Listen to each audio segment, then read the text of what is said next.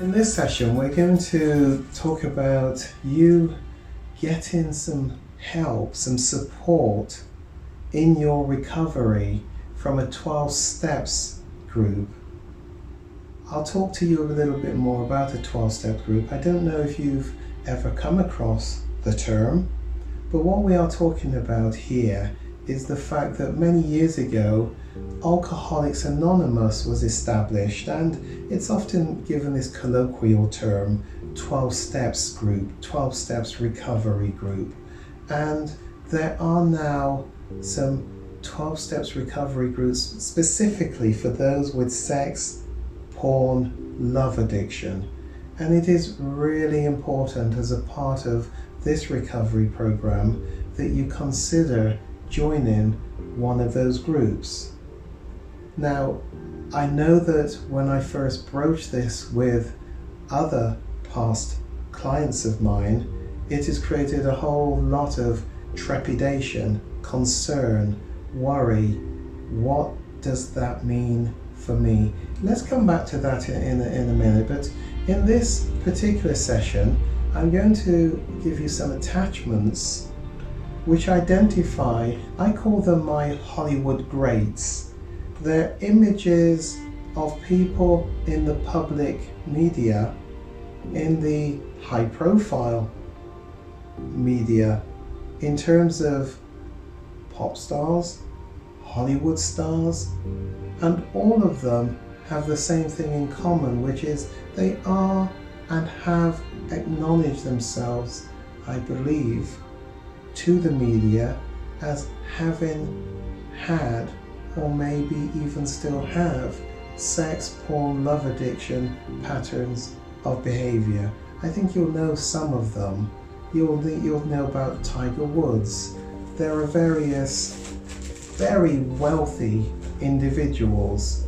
I'll identify their images to you so you can see that essentially this thing of porn, sex, love addiction crosses over what I call all the echelons of society.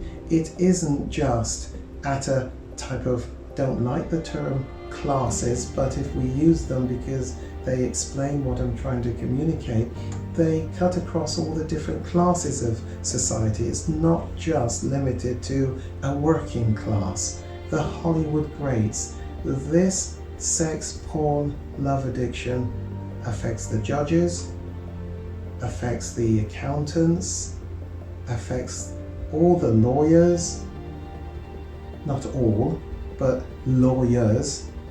It affects the road sweeper, the school janitor, the caretaker. It cuts across all the different classes in society. That is relevant because many have fears that joining a 12 steps program may put them in contact with certain types of individuals. There's perhaps a perspective, a perception, maybe coming from Hollywood, that it's the sort of street person, the down and out on their luck. It's not. That's probably a very long time caricature which is long gone. It is the types of professional people that I just talked about. How do I know that? Because they are amongst my clients who I would be sending to a 12 steps program. And I would like to think the majority do attend. Certainly they come back with their feedback. So what I'm saying to you is that attending a 12 steps program is a necessary part of the recovery if you want to succeed in your recovery. Not everyone does, but the majority of my clients certainly are guided by my advice that they really should research and attend one of the various 12 steps groups that are in their area. Lots of questions might come out of that for you, but let's talk about the different types of 12-step groups that are available for sex, love, porn addiction. The first one I can mention is Sexaholics Anonymous. Sexaholics Anonymous. Another one is Sex Addiction Anonymous. And then there is SLAA, Sex and Love Addiction Anonymous. Some people say SLAA or SLAA. Doesn't matter so much which one you choose. I know that there are clients of mine who have concerns about things they've heard about the higher power. I'm an atheist, I'm an agnostic, I can't subscribe to a God concept. I can send you an article where you will see that many have considered the obstacles for them joining such a group because of their lack of any real faith. And I can show you the articles if you'd like to read them, where others have identified themselves as atheists, as agnostics, as having no belief, no faith, etc., but can quite readily be accommodated in a 12 steps program. The point is, the support that provides is really crucial. Trying to do this recovery by yourself, essentially, as I call it, as an island, is a really tough one to try to do. I encourage you to get alongside other people.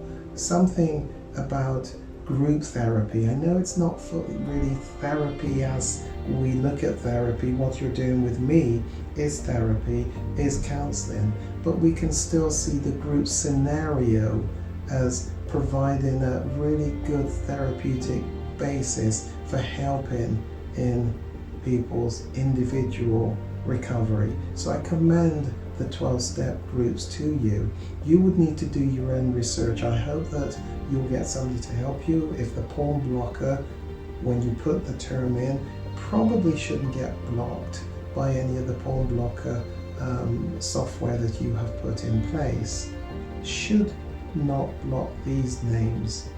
But if you do, get somebody to help you with the search. The important thing is that you search out a group ideally near to you.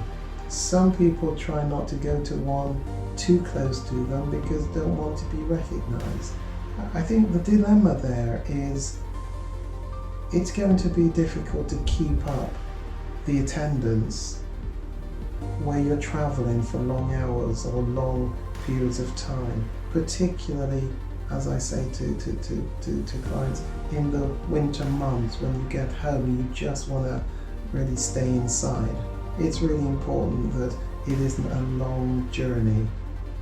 Once you've identified a class near to you, a 12 steps program near to you, make contact through the contact point that you see. Send an email, make a call, send a text, and somebody hopefully will come back to you and just confirm where it is, and they will absolutely want to just check that you are appropriate for attending that program. Really, by that I mean it's really about the confidentiality. They will want to make sure that there isn't somebody seeking in some way to inappropriately infiltrate the group because it's so highly confidential.